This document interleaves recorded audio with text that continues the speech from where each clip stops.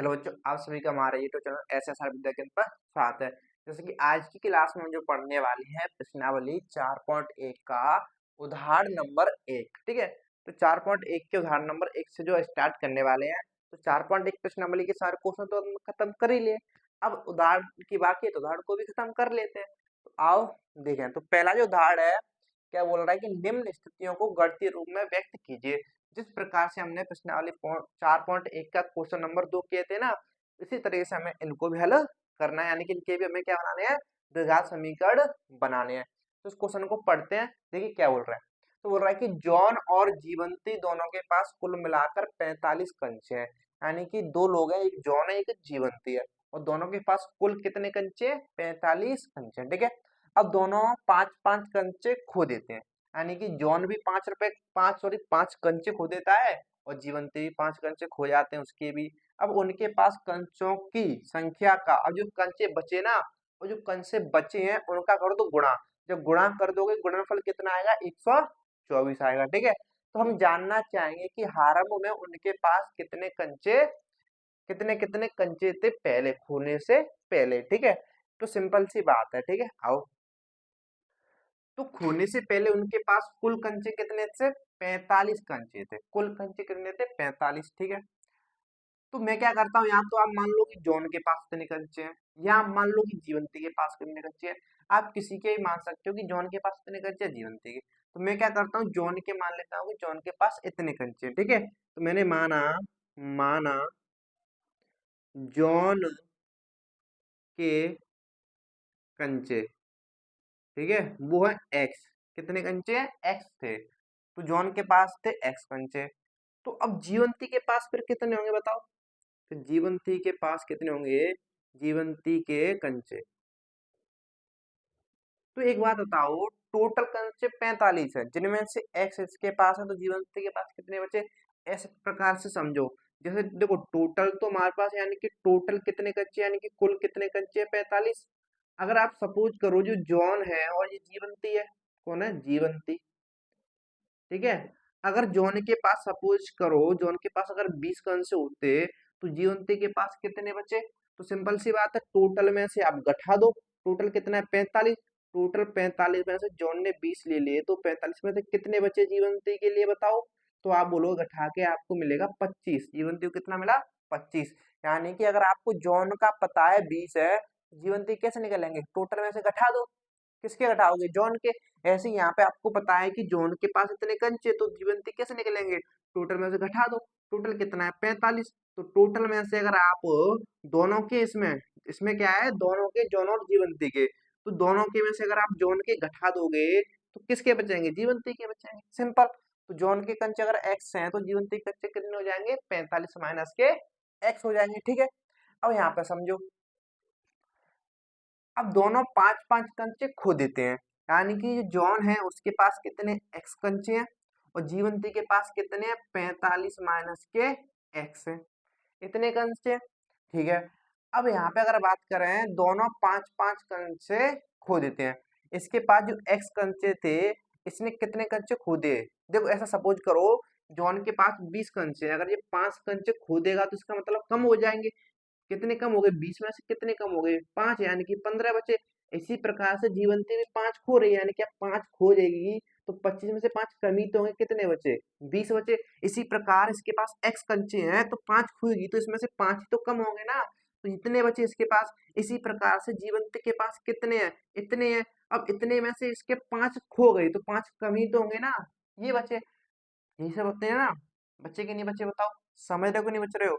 यानी कि खोने के बाद अगर मैं बात करूं, देखो देखो, अगर बात करें खोने के बाद, खोने के बाद, खोने के बाद जो जॉन है, जॉन के पास कितने बचेंगे, एक्स थे। एक्स में से कितने कम हो जाएंगे, जितने खोए हैं उतने कम हो जाएंगे। इसी प्रकार से जीवंती, जीवंती के पास कितने कम हो जाएंगे, कितने थे उसके पास, कितने से, 45 माइनस एक्स में से कम हो जाएंगे कितने, 5 कम हो जाएंगे। ठीक है, देखो ये सॉल्व हो रहा है, इसको सॉल्व कर लेंगे। 45 में 5 गया तो कितना बचा, 40 माइनस के एक्स। यानी कि इसके पास इतने कण से बच रहे और इसके पास इतने कण से बच रहे।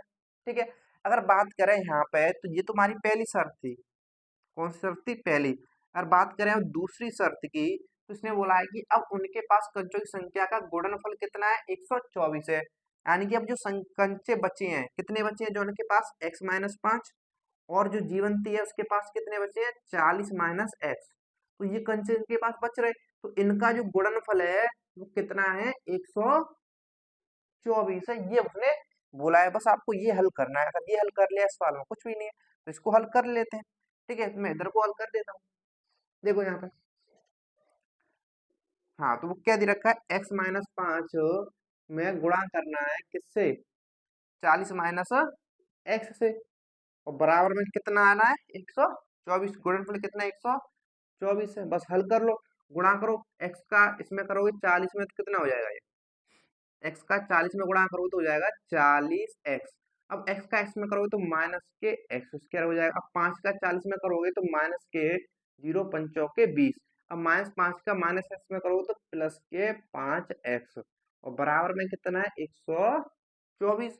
अब यहाँ पे देखो, अब ये माइनस के एक्स स्क्वायर, देखो 40x और 5x हो गया कितने, प्लस के 45x हो गया, और ये क्या है, माइनस के 200 है। अब देखो मैंने क्या किया, उधर 124 था, इधर को लेके आया, इधर को लेके आया तो प्लस का इधर को आया, किसका हो गया, माइनस का, उधर को क्या बचा, फिर 0। ठीक है, अब यहाँ पे देखो, तो माइनस के एक्स स्क्वायर, ये 45x है, प्लस के, अब देखो माइनस के 200 और माइनस के 124 कितना हो गया, तो माइनस माइनस ऐड हो जाएगा ना, तो 324 हो गया, माइनस के बराबर में कितना है, 0। यहाँ पे ये माइनस में है x, ऐसा करो आप प्लस का भी कर सकते हो। अगर इतना करके आओगे तो भी आपको पूरे नंबर मिलेंगे।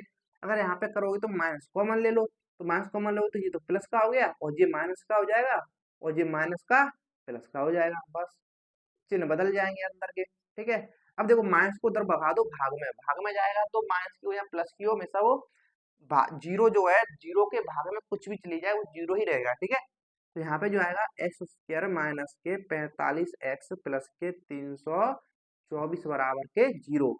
तो इस तरीके से आप इस सवाल को द्विघात समीकरण के रूप में व्यक्त कर सकते हो। ठीक है, तो आई थिंक आपको इस क्वेश्चन में कोई दिक्कत नहीं होनी चाहिए, क्योंकि बहुत ही प्यार से मैंने आसानी भाषा से समझाया है। ठीक है, तो आई थिंक कोई दिक्कत नहीं है। तो अगर कोई दिक्कत हो तो एक बार और देख लेना। ठीक है, तो अब चलते हैं उदाहरण नंबर 1 के दूसरे पार्ट की तरफ। ठीक है, अब जो देखने वाले हैं उदाहरण नंबर 1 का सेकंड पार्ट। देखो देखने में तो बड़ा है, लेकिन इसमें है दम कुछ भी नहीं है, बस आपको समझ आ जाना चाहिए। ठीक है, अगर आपको एक का समझ आ गया ना, ये इसमें कुछ भी दम नहीं है। देखो आप, तो दे रखा है कि एक कुटीर उद्योग एक दिन में कुछ खिलौने निर्मित करता है। ठीक है, कोई फैक्ट्री है, ठीक है, तो उसमें खिलौने बनाए जाते हैं। तो एक दिन में वो खिलौने बनाती होगी, और मैं नहीं पता कितने बनाती है, 1000, 2000, लाख, करोड़, कितने बनाती है मैं नहीं पता। ठीक है, प्रत्येक खिलौने का मूल्य, ठीक है, यानी कि प्रत्येक खिलौने का मूल्य का मतलब क्या है, एक खिलौने का मूल्य, ठीक है, मूल्य 55 में से एक दिन में निर्माण किए गए खिलौने की संख्या को घटाने से प्राप्त के बराबर है। ठीक है, अगर किसी एक दिन कुल निर्माण लागत दी रखी है, हम उस दिन निर्माण किए गए खिलौनों की संख्या ज्ञात करनी है। ठीक है, तो हमें खिलौनों की संख्या ज्ञात करनी है, यानी कि एक दिन में कितने खिलौने बनाए जाते हैं। तो सिंपल सा क्या करेंगे, माना माना खिलौनों की संख्या, माना खिलौनों की संख्या कितनी है, x, यानी कि x खिलौने बनाए जाते हैं। ठीक है, अब उसने बोल रहा है कि एक कुटीर उद्योग एक दिन में कुछ खिलौने निर्माण करता है, तो हमने मान लिया कितने निर्माण करता है, कितने निर्मित करता है एक दिन में, x खिलौने निर्मित करता है। ठीक है, अब प्रत्येक खिलौने का मूल्य, अब ये खिलौने का मूल्य यानी कि एक खिलौने का मूल्य, यानी कि जो खिलौने का मूल्य है, ठीक है, खिलौने का जो एक खिलौने का मूल्य जो है कितना है, 55 में से, क्या बोल रहा है, 55 में से एक दिन में निर्मित किए गए खिलौने की संख्या। ठीक है, तो एक दिन में कितने खिलौने निर्मित कर रहा है, x। ठीक है, तो खिलौने की संख्या को घटाने से प्राप्त हुई संख्या के बराबर है, यानी कि जब आप 55 में से एक दिन में जितने खिलौने बना रहे हो, कितने बना रहे हो, x बना रहे हो, तो इसको जब आप माइनस कर दोगे तो आपको क्या प्राप्त होगा, यही तो प्राप्त होगा, 55 माइनस x प्राप्त होगा। तो यही क्या है, लागत है, तो घटाने से प्राप्त संख्या के बराबर है। तो जो मूल्य है एक खिलौने का, जो मूल्य है 55 में से एक दिन में जितने खिलौने बन रहे हैं उनको माइनस कर दो, तो मूल्य आ जाता है। इस लाइन का कहने का मतलब ये है, ठीक है। अब आगे बोल रहा है क्या, कि किसी एक दिन, यानी कि उस दिन क्या हुआ कि कुल निर्माण लागत कितनी है, 750 रुपए थी। यानी कि जो निर्माण खिलौने बनाने में जो खर्च आया कितना आया उस दिन, 750 रुपए आया, ठीक है। तो उस दिन निर्माण किए गए खिलौनों की संख्या ज्ञात करनी है। तो जो लागत निकलती है खिलौने की, कुल कुल लागत, समझना ध्यान से, जो कुल लागत होती है ना वो कैसे निकलती है पता है? जो कुल लागत निकलती है, जैसे देखो यहाँ पे, अब एक चीज समझो, अगर आप एक खिलौना आप बेच रहे हो, एक पीस खिलौने का आप मान लो 20 रुपए का बेच रहे हो, कितने रुपए का बेच रहे हो, 20 रुपए का, और आपने एक दिन में बनाए 10 खिलौने, कितने बनाए, 10 खिलौने बनाए। तो आप मुझे बताओ, तो उस दिन आपने कितने रुपए के खर्च हुए आपके, यानी कि एक खिलौने की लागत आपकी 20 रुपए है और 10 खिलौने बनाए हो, तो आप बोलोगे तो 10 में एक खिलौना 20 रुपए का, तो 10 खिलौने कितने, 10 × 20, यानी कि 200 रुपए आपके खर्च हो गए। कैसे पता गया? तो ये क्या आया था, 10, 10 यानी कि खिलौनों की संख्या, क्या आती है, खिलौनों की संख्या। तो ये क्या है, खिलौनों की संख्या, यानी कि कुल खिलौने, क्या है, खिलौने, खिलौने, कुल खिलौने इंटू, और 20 रुपए, यानी कि एक खिलौने की क्या है ये लागत, एक खिलौने की, एक खिलौने, खिलौने की लागत। जब आप इनका गुणा कर रहे हो तो आपका कुल लागत निकल रही है, यानी कि क्या आ रही है, कुल लागत आ रही है आपकी, क्या आ रही है, कुल लागत आ रही है। तो समझ रहे हो कि नहीं समझ रहे हो? यानी कि जब एक खिलौने के रुपए में आप, रुपया जितना है ना, एक खिलौना जितने का है, उस रुपए से आप सभी खिलौने में गुणा करते हो तो आपकी कुल लागत आएगी, सिंपल सी बात है। तो यहाँ पे समझो, अगर आप खिलौनों की संख्या x है और एक खिलौने का मूल्य कितना है, 55 माने x है, तो जब आप गुणा करोगे कुल खिलौने इतने हैं, जब इसमें गुणा कर दो एक खिलौने की मूल्य से, एक खिलौने का मूल्य कितना है, 55 माइनस x से गुणा करोगे तो आपकी क्या है, कुल लागत आएगी। और आपकी निर्माण कुल लागत कितनी है, 750 आएगी ना। बस सवाल में ये दे रखा है, बस इतना समझना था आपको। ये आपको समझ आ गया कि कुल खिलौनों में एक खिलौने की लागत से गुणा कर दोगे तो कुल लागत निकलती है आपकी, ठीक है। ये आपको ध्यान रखना है। तो बस गुणा कर दो, जब x का इसके अंदर गुणा करोगे तो x का 55 के अंदर गुणा करो तो 55x हो गया। अब x का इसके अंदर गुणा करो तो माइनस के एक्स स्क्वायर हो गया। और बराबर में तो कितना है, 750, 750 को इधर को लेके आओ तो देखो, पहले लिख लो एक्स स्क्वायर को, तो माइनस एक्स स्क्वायर, फिर लिख लो x को, यानी कि प्लस के 55x, और 750 उधर लेके आओगे तो माइनस के 750, बराबर में क्या है, 0। और जो माइनस कॉमन लेके उधर भगा दो, देखो माइनस कॉमन ले लो तो क्या आएगा, एक्स स्क्वायर, और ये हो जाएगा माइनस के 55x, किसका हो गया ये, माइनस के 55x, और माइनस के 750 प्लस के 750, बराबर में क्या है, 0। अब माइनस को उधर भगा दो, 0 में से क्या रहेगा, 0 ही रहेगा, क्योंकि 0 में भाग दे रहे हो ना। तो x square minus 55x plus के 750 बराबर के 0। तो ये क्या बन गया, मेरा द्विघात समीकरण बन गया। तो इस क्वेश्चन को इस तरीके से द्विघात समीकरण में आपको बदलना है, ठीक है। कुछ भी नहीं है, बस आपको अगर ये पता चल जाए कि कुल खिलौने इंटू खिलौने की संख्या बराबर कुल लागत होती है, बस आपको ये ध्यान रखना है। और इस क्वेश्चन में बाकी कुछ भी नहीं है। देखो रियल लाइफ से ऐड करके देखो, रियल लाइफ से जब आप सवालों को जोड़ोगे ना, इन सवालों को, थ्योरी वालों को, तो आपको आसान लगने लगेंगे, ठीक है। तो आई थिंक आपको कोई दिक्कत नहीं होगी। अगर आप एक बार समझ नहीं आया, एक बार और देखना, क्लियर हो जाएगा। तो अब हम चलते हैं उदाहरण नंबर 2 की तरफ। देखिए यहाँ पे थोड़ी सी गड़बड़ होगी, आपको यहाँ पे दिखाई नहीं दे रहा होगा ना। तो ऐसा करते हैं, यहाँ से मैं हटाता हूँ, रुको एक सेकंड, रुको यार, दिखाई नहीं दे रहा ना। देखो ये जो आया यहाँ पे, माइनस कॉमन लोगे तो सिंपल सी बात है, तो ये तो बचा एक्स, माइनस को उधर भगा दो ना, जीरो में, जीरो के बट्टे में आएगा, जीरो में किसी से भाग दो क्या रहेगा, जीरो रहेगा। तो ये एक्स स्क्वायर, अब देखो माइनस का 55 कितना है, ये माइनस का 55x, और ये कितना है, प्लस के 750 बराबर के 0, बस ठीक है। ये आपको दिखाई नहीं दे रहा था, मैंने इधर को लिख दिया, ठीक है। चलो देखते हैं उदाहरण नंबर 2 को अब। चलिए देखते हैं उदाहरण नंबर 2 को। तो उदाहरण नंबर 2 क्या बोल रहा है कि जांच कीजिए कि निम्न द्विघात समीकरण है या नहीं। तो जिस प्रकार से हमने प्रश्नावली 4.1 का क्वेश्चन नंबर 1 में बहुत सारे जो है 7-8 क्वेश्चन थे टोटल, उनकी जांच की थी, तो इसी प्रकार से हमें इसमें भी जांच करनी है। इसके अंदर जो हमें टोटल 4 पार्ट दे रखे हैं, तो 4 पार्टों की हमें जांच करनी है। तो पहला पार्ट आपके सामने लिखा हुआ है, तो इसकी जांच करते हैं।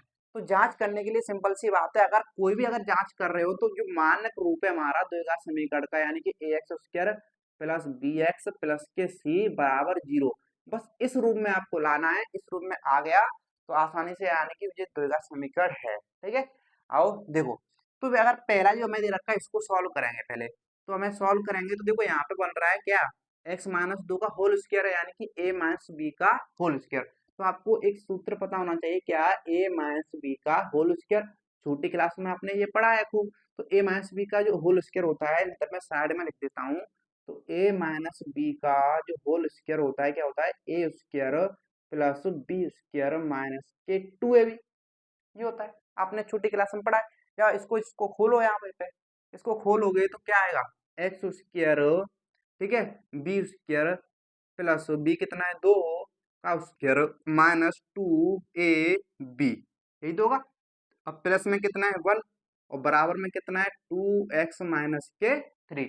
अब देखो इसको और सॉल्व करोगे, यहाँ पे ये होगा एक्स स्क्वायर, 2 का स्क्वायर कितना हो गया 4, ये दो दुआ 4x हो गया, ये क्या है प्लस के 1 बराबर के क्या है 2x माइनस के 3। तो सभी को एक तरफ ले आओ, तो एक्स स्क्वायर, देखो एक्स स्क्वायर प्लस 4 माइनस, देखो यहाँ पे समझना, आप इतने सारे स्टेप लिखने की जरूरत है नहीं। देखो यहाँ पे एक्स स्क्वायर, तो ये माइनस के 4x है, ठीक है, 4 1 कितना हो गया, 4 1 कितना हो गया प्लस के 5, सिंपल।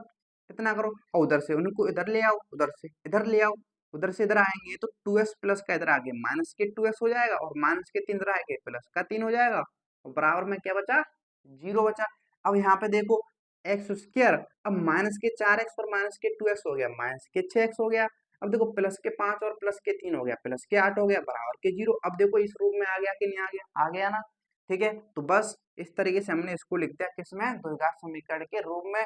हाँ, तो आप बोल सकते हो कि हाँ यह एक द्विघात समीकरण है, बस इतना इसमें करना था। बताओ, कर नहीं सकते क्या, इतना ही करना है। ठीक है, तो हमने ये द्विघात समीकरण के रूप में लिख दिया, यानी कि द्विघात समीकरण रूप है, यानी कि द्विघात समीकरण है। ठीक है, इसमें आई थिंक आपको कोई डाउट नहीं होगा।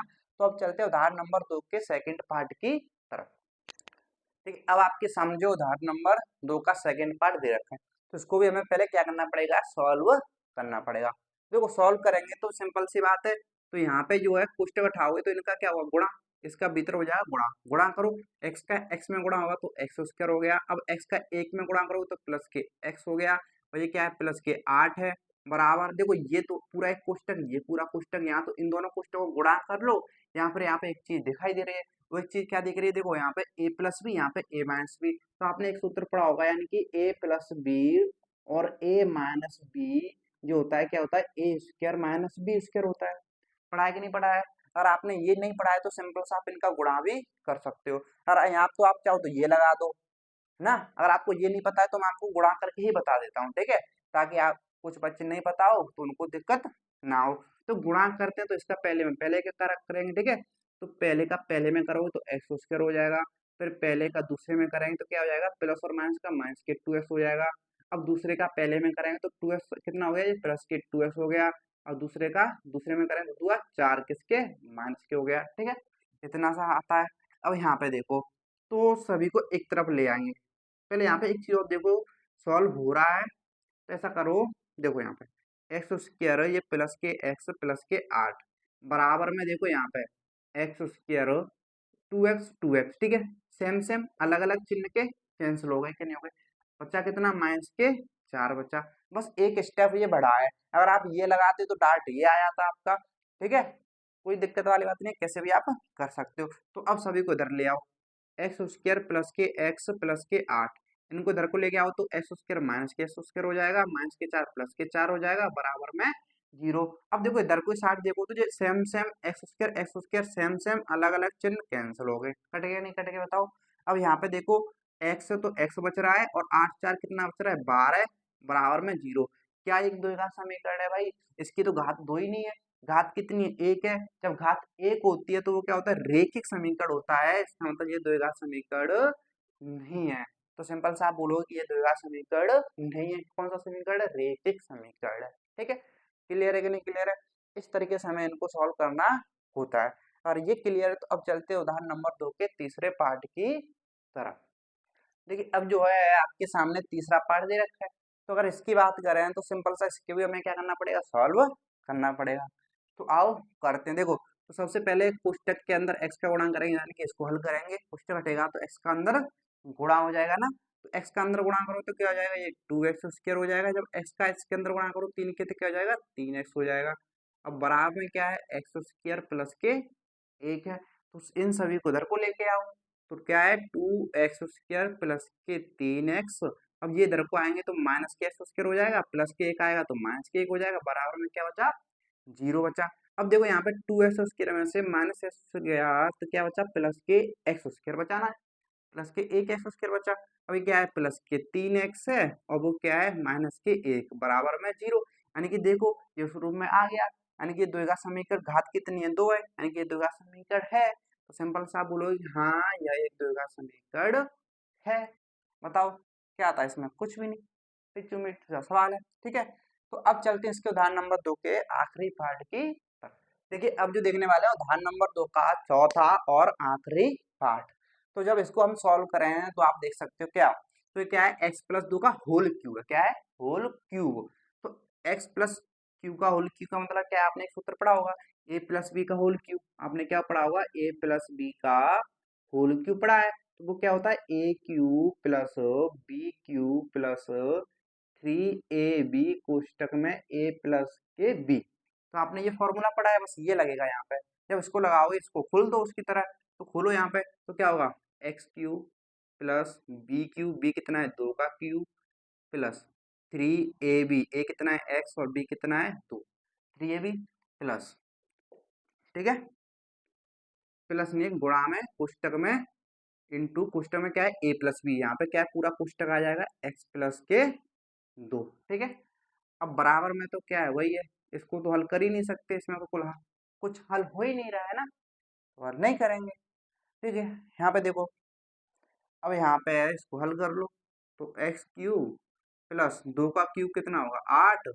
ठीक है, प्लस ये हो गया 3 दूनी के 6x और कोष्टक में कितना है? x प्लस के 2 बराबर क्या है? एक्स क्यूब माइनस के 4। अब यहाँ पे देखो एक चीज, तो यहाँ पे देखोगे तो एक्स क्यूब प्लस के 8 प्लस जब 6x का अंदर गुणा करो तो क्या हो जाएगा? 6x² हो जाएगा। 6x का 2 में गुणा करो तो 6 दूनी के 12x हो गया। बराबर में क्या है? एक्स क्यूब माइनस के 4। तो सभी को एक तरफ ले लो ना, सभी को एक तरफ ले लो, क्या दिक्कत है? तो पहले देखो एक्स क्यूब, ये क्या है? प्लस के 8 प्लस के 6x² प्लस के 12x, और ये इधर को आएगा तो एक्स क्यू इधर को आएगा तो माइनस के एक्स क्यू हो गया। माइनस के 4 इधर को आएगा तो प्लस के 4 हो गया बराबर में 0। अब देखो ये एक्स क्यू, ये भी एक्स क्यू प्लस ये माइनस, सेम सेम अलग अलग चिन्ह, कैंसल। ठीक है, अब यहाँ पे देखो तो ये क्या है? 6x² क्रम से लिखो, पहले x² फिर x फिर c। ठीक है, तो पहले x² लिखो तो क्या आएगा? 6x² आएगा। अब देखो यहाँ पे फिर आएगा x, कितना है? 12x है, और कोई तो x है ही नहीं जो जोड़ सके या घटा सके। अब देखो यहाँ पे 8 और 4 कितना हो गया? 12 हो गया। अब बराबर में कितना है? 0। ठीक है, तो इस तरीके से हमने इसको बदल दिया किसमें? द्विघात समीकरण के रूप में। तो आप बोल सकते हो हाँ ये एक द्विघात समीकरण है। आप चाहो तो यहाँ पे और भी आगे कर सकते हो। क्यों? जब आप देखोगे तीनों में देखो 6 कॉमन आ रहा है, यानी कि ये भी 6 से कट रहा है, ये भी 6 से कट रहा है, ये भी 6 से कट रहा है। तो तीनों में से आप 6 कॉमन ले सकते हो। तो जब आप 6 कॉमन लोगे, यहाँ पे क्या बचा? x²। अब यहाँ से 6 कॉमन आया तो कितना बचा? 2x, और यहाँ से भी 6 कॉमन आया, कितना बचा? 2 बराबर में 0। अब 6 जो गुणांक इधर भाग में आएगी इसके, तो 0 में किसी संख्या से भाग दे दो। 6 गुणांक इधर भाग में आ गई 0 के, तो 0 में किसी भी संख्या से भाग दो तो क्या रहेगा? 0 रहेगा। ये तो 6 उधर जाके खत्म हो गया। तो खत्म हो गया तो x² प्लस के 2x प्लस के 2 बराबर के क्या बच रहा है? 0। तो क्या है? ये द्विघात समीकरणीय है। तो सिंपल सा इस तरीके से आप इसको क्या कर सकते हो? सॉल्व कर सकते हो। आई थिंक आपको इसमें कोई दिक्कत नहीं होगी। तो इस प्रकार से हमने प्रश्नावली 4.1 भी खत्म कर लिया और इसके सारे उदाहरण भी खत्म कर लिए हैं। और आई थिंक आपको आज की क्लास में कोई डाउट नहीं होगा। अगर आपको आज की क्लास पसंद आई है तो प्लीज लाइक कर देना और कमेंट करके बताना कि आपको आज की क्लास कैसी लगी। ठीक है, तो चलिए अब मिलेंगे अगली नेक्स्ट क्लास में। आज के लिए इतना ही, धन्यवाद।